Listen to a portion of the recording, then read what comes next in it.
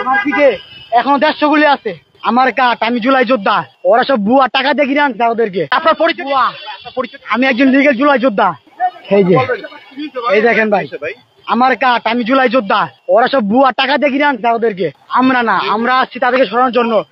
তারা মানে ফ্রড, এই দেশ বিভিন্ন করতেছে, জনগণকে আওয়ামী লীগ বলে।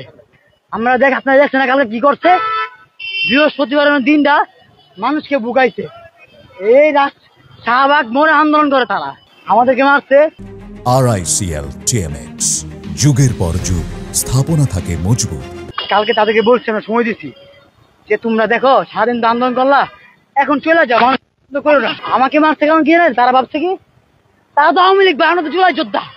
আমার এই দেখেন, আমার পিঠে এখনো 150 গুলি আছে। আমার পিঠে এখনো 150 গুলি।